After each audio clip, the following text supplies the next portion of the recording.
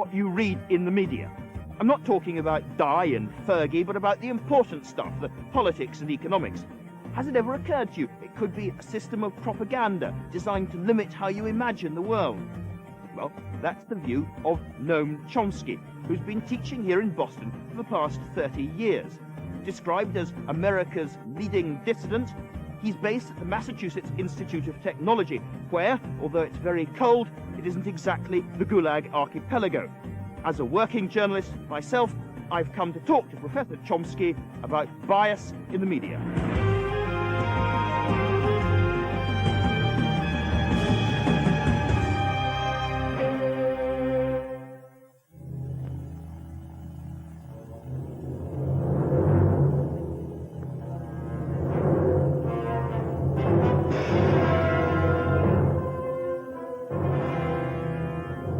Orwell's nightmare, a place where propaganda rules, where thought is controlled. Comrades, attention! Here is a special bulletin from the Ministry of Peace. It's now a familiar, if chilling, Cold War fable. Most of us would say it's old hat. But is it? The thought police are joining you. The chief job of a newspaper is to inform. To tell people for decades, the freedoms of thought and expression have been central to Western democracy. The media sees itself as free, fearless, stroppy, and for many in power, the press are too strong. So the idea that Orwell's warning is still relevant may seem bizarre. But not to Noam Chomsky, who thinks the image of a truth-seeking media is a sham. Chomsky has devoted his life to questioning Western state power.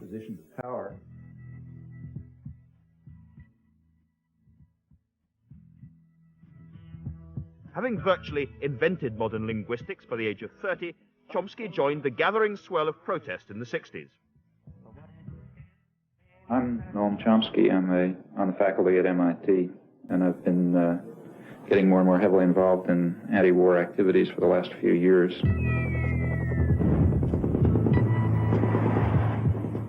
Since then, Chomsky has championed a brand of anarchism, becoming deeply hostile to established power and privilege.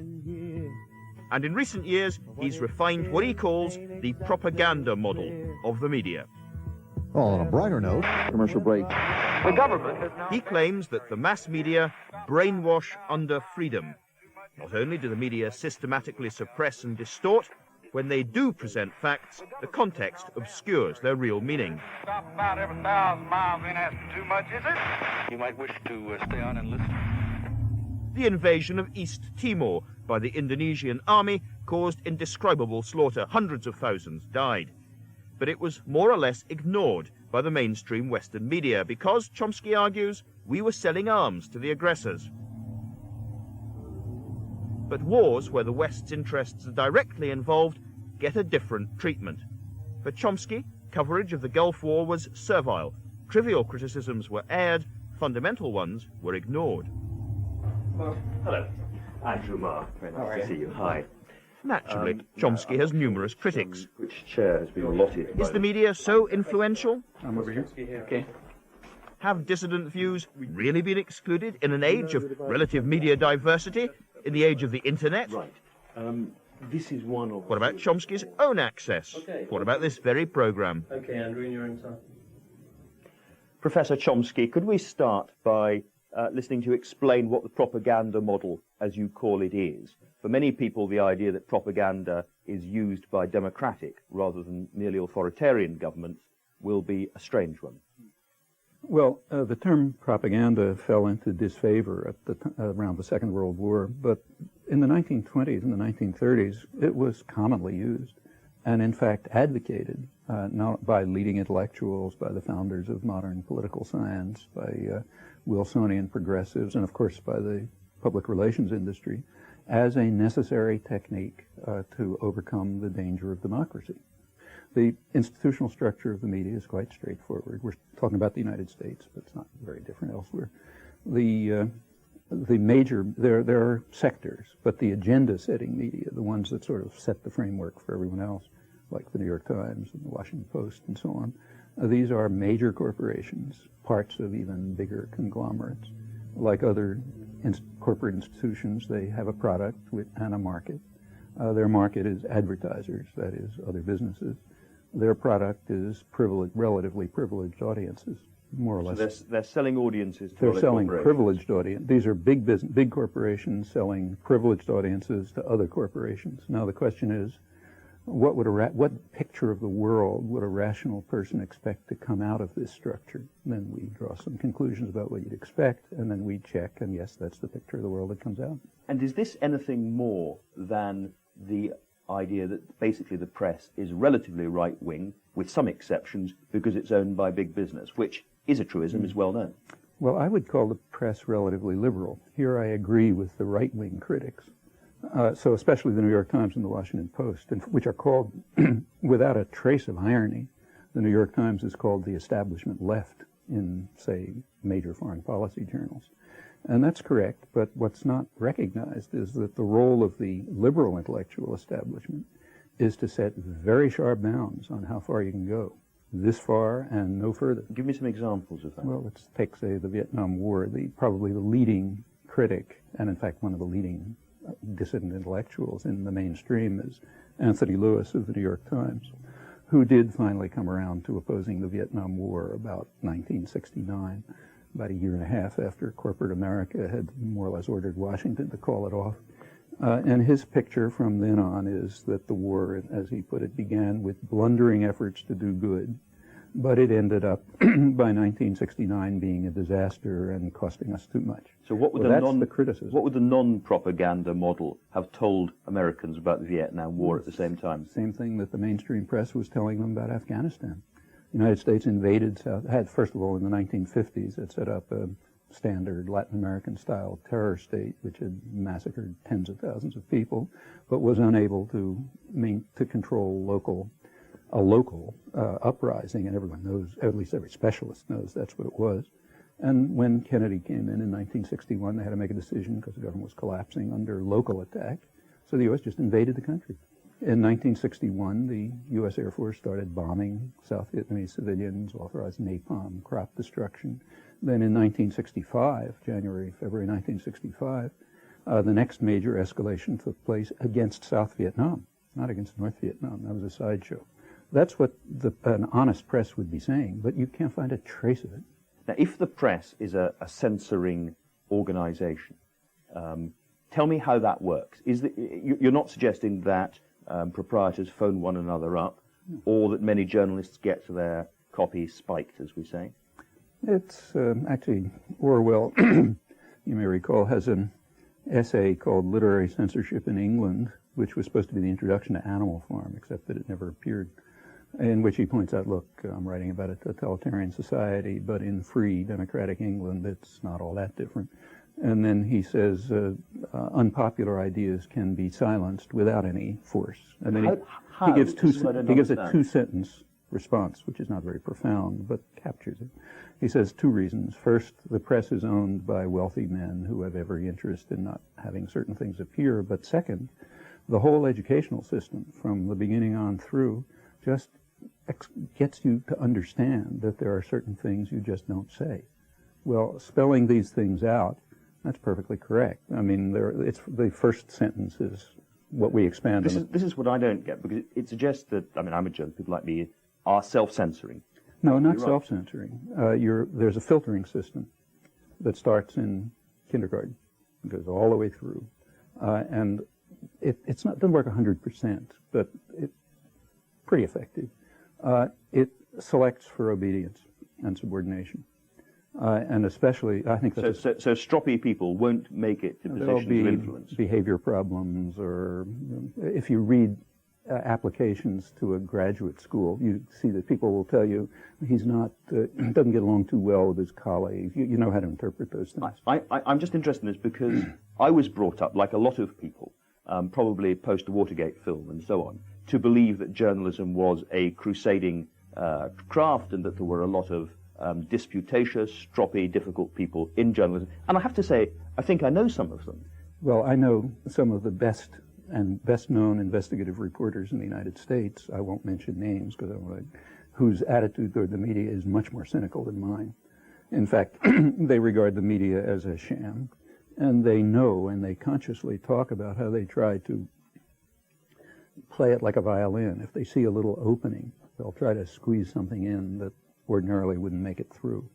And it's perfectly true that I'm sure you're speaking for the majority of journalists who are trained, have it driven into their heads that this is a crusading profession, adversarial, we stand up against power, a very self-serving view.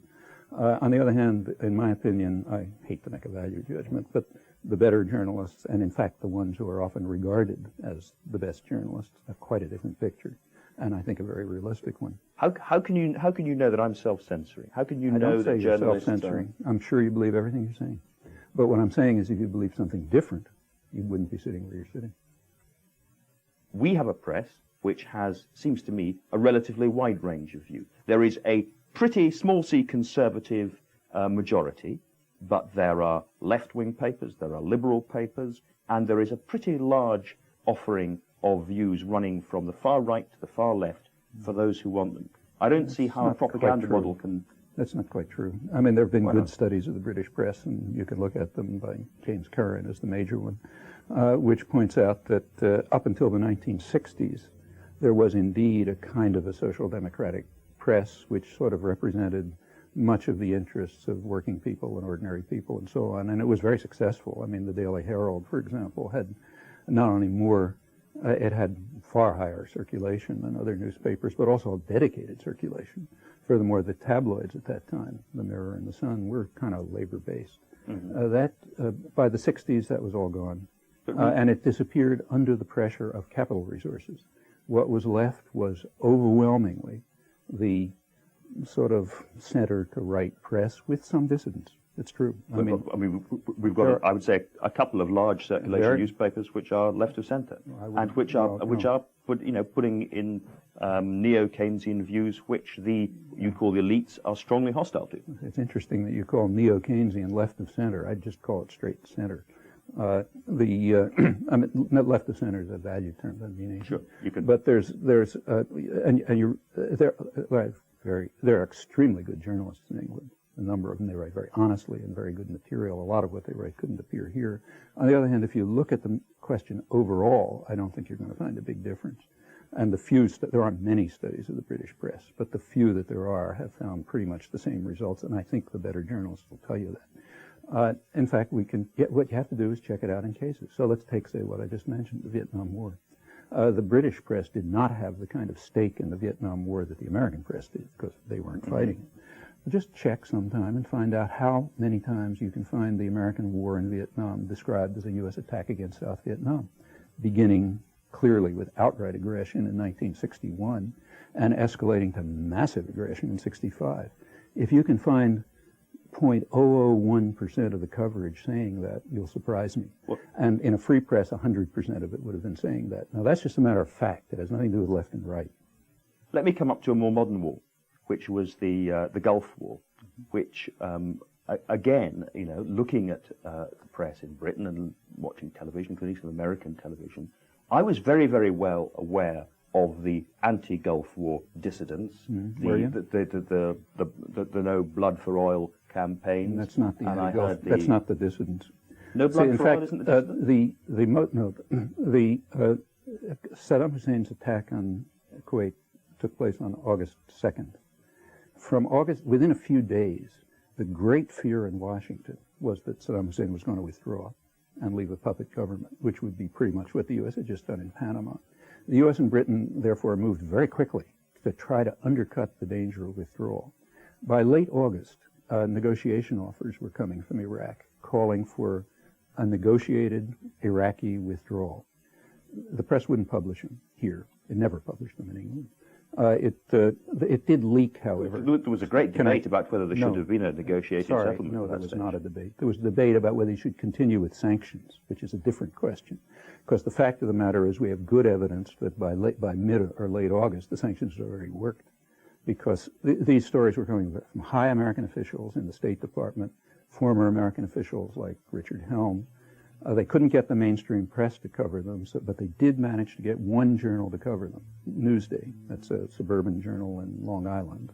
The purpose, obviously, being to smoke out the New York Times, because that's the only thing that matters.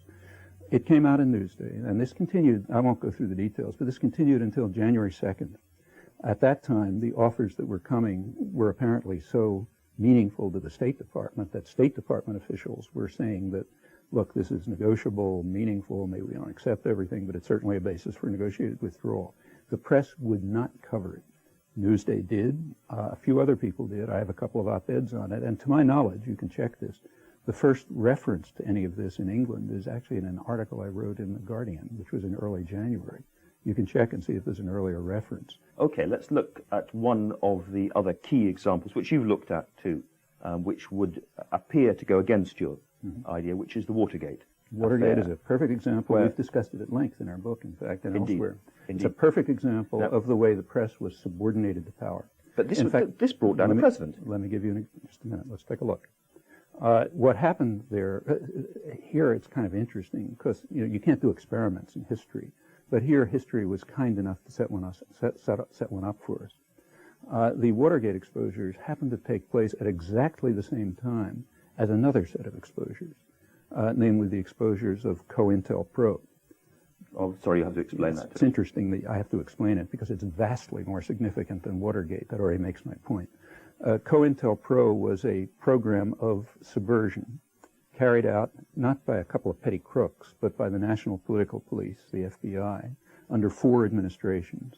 It began in the late Eisenhower administration, ran up till... This is aimed at the Socialist Workers' Party of America. The Socialist Workers' Party was one tiny fragment of it.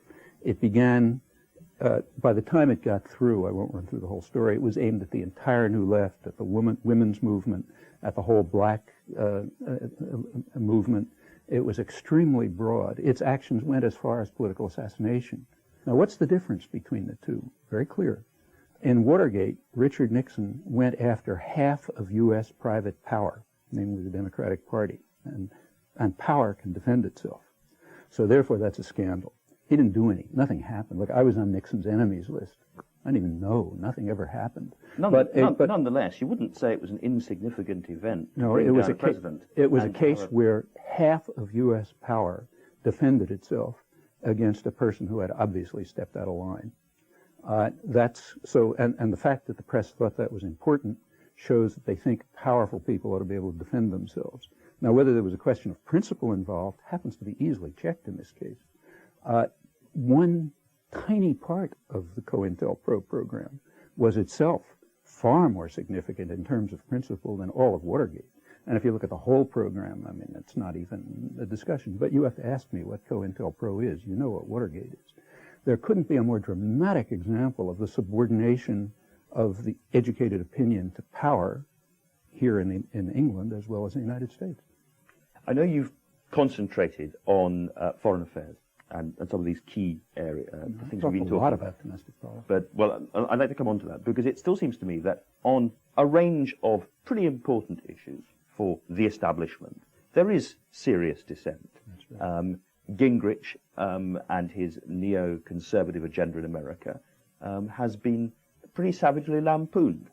The apparently fixed succession for the Republican candidacy at the presidential election has come apart.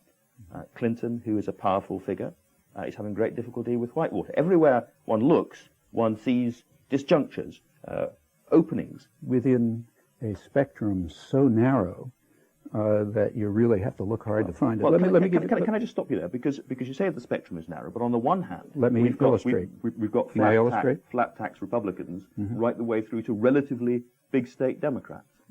Find one. Find a big state Democrat. The position now is exactly what Clinton said. The era of big government is over. Big government has failed. The war on poverty has failed. We have to get rid of this entitlement business. That was Clinton's campaign message in 1992. That's the Democrats. What you have now is a difference between sort of moderate Republicans and extreme Republicans. Actually, it's well known that there's been a long-standing sort of split in the American business community. It's not precise, but it's sort of general, between high-tech, capital-intensive, internationally oriented business, which tends to be what's called liberal, and lower-tech, more nationally oriented, more labor-intensive industry, which is what's called conservative. Now, between those sectors, there have been differences. And in fact, if you take a look at American politics, it oscillates pretty much between those limits. There's good work on this, incidentally. The person who's done the most extensive work is Thomas Ferguson, who's a political scientist. One more example, which will have some resonance in Britain and Europe, is the great argument over the North American Free Trade Association, the NAFTA argument, where That's an interesting one. if there is something which one could describe as a global opposition movement that is trade union, environmental, community-based, then it was certainly present in the anti-NAFTA. Shall I tell you what happened? Well, Shall I tell you what happened? All I was going to say is that those arguments were well, No. we were well aware of those That arguments. is flatly false. They were not permitted into the press, and I've documented this. I'll give you references if you like. We read all about it in Britain, is all I would No, say. you did not. For example, I'm sorry, let me but ask. we did. Well, let me ask you. Did you read the report of the Office of Technology Association of Congress? Well, Did you read the report of the Labor Advisory Committee? Well, I don't get these Sorry. reports, but I No, read many articles about the I'll tell you what- anti-NAFTA argument. I'll tell you what. Some I'm very sorry. vivid stuff. Well, if you're interested in the facts, I'll tell you what they are, and I'll even give you sources. The NAFTA agreement was signed more or less in secret by the three presidents in mid-August at the time of right in the middle of the presidential campaign in mid-August. Now, there's a law in the United States, 1974 Trade Act, which requires that any trade-related issue be submitted to the Labor Advisory Committee, which is union-based, for assessment and analysis. It was never submitted to them. A day before they were supposed to give their final report in mid-September, it was finally submitted to them. They were the unions are pretty right-wing, but they were infuriated. They had never been shown this. They had even at the time that they had to write the report, they were given 24 hours to write the report. They didn't have time to look at the text. Nevertheless, they wrote a very vigorous analysis of it with alternatives presented, saying, look, we're not against NAFTA, we're against this version of it. They gave a good analysis. Happened to be very similar to one that had been given by the Congressional Research Service, the Office of Technology Assessment. None of this ever entered the press. The only thing that entered the press was the kind of critique that they were willing to deal with.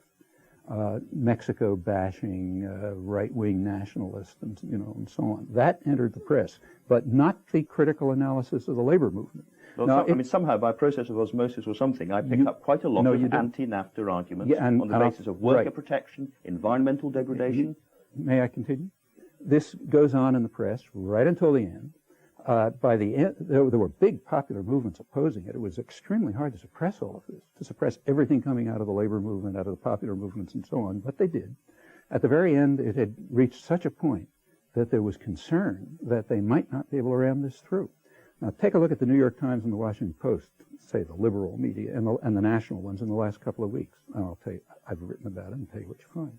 What you find is 100% support for NAFTA, refusal to allow any of the popular arguments out, tremendous labor bashing. Can I come back to make sure that I understand the point about the liberal press as against the conservative press? Because in Britain, over the last 2 years, politicians I come across are deeply irritated, ranging on furious, about attacks on them in the press, day after day, on issues which have come to be known as sleaze. They feel that they are harassed, that they are misunderstood, and that the press has got above itself, is uppity, and is destructive. That's the message that they are giving to us. Now, are you saying that that whole process doesn't matter, as it were, because it's all part of the same... I mean, when the press, the same thing is true here. When the press focuses on the sex lives of politicians, reach for your pocket and see who's pulling out your wallet. I mean, because those are not the issues that matter to people. I mean, they're very marginal interests. The issues that matter to people are somewhere else. So as soon as you hear, the press and presidential candidates and so on talking about values, as I say, put your hand on your wallet. You know that something else is happening. But it's been much more than, certainly with us, it's been much more than bed hopping. It's also been about taking money. Corruption, it's been about the corporations paying for corruption, for corrupt judges, fine topic. Corrupt parties?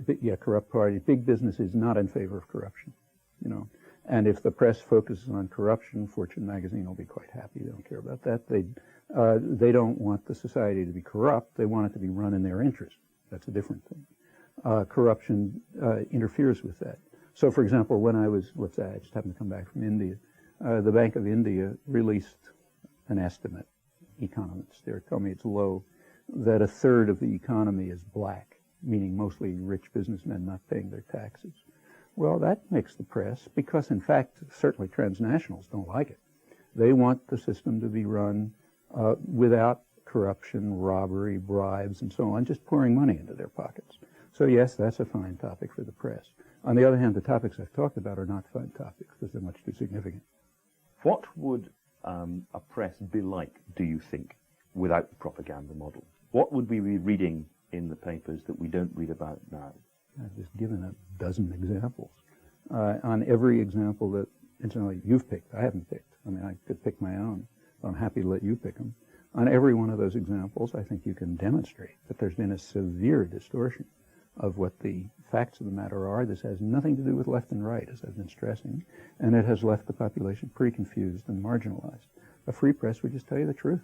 This has nothing to do with left and right. And given the power of big business, the power of the press, what can people do about this? They can do exactly what people do in the Haitian slums and hills, organize.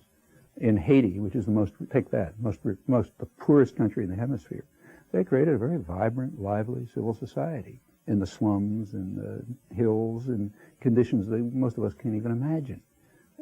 We can do the same much more easily. You've got community activists in America. Yes, you've got I'm not talking about the so-called communitarian movement, but I'm talking about the local community activists and writers all over the place. All over the place. Take, say, a city like Boston. And the way all sorts of people, they don't even know of each other's existence.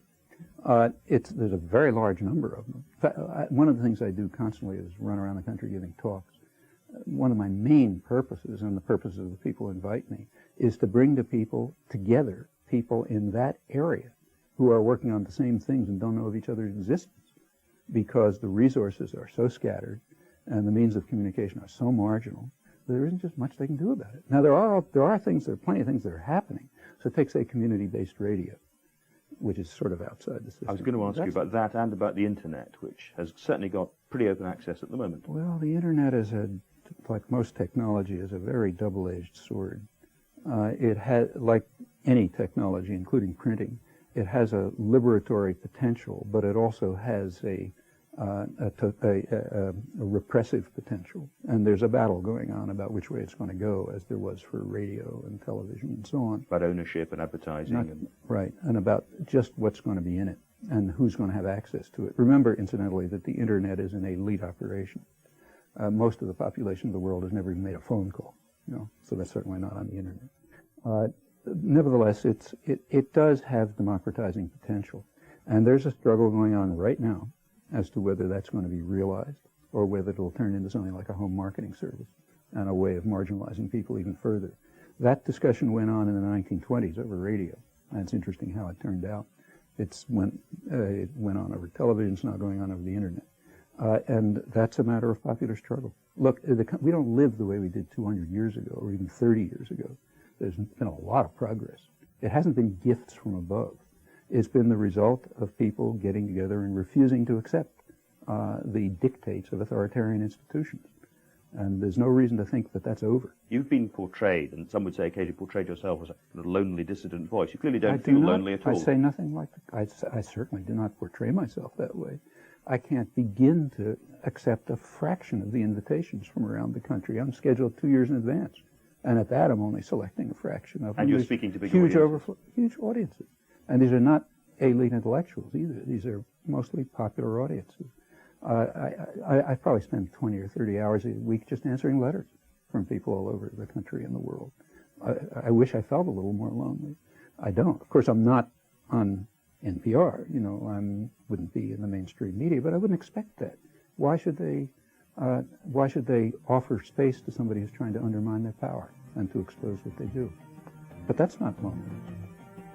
Professor Chomsky, thank you very much.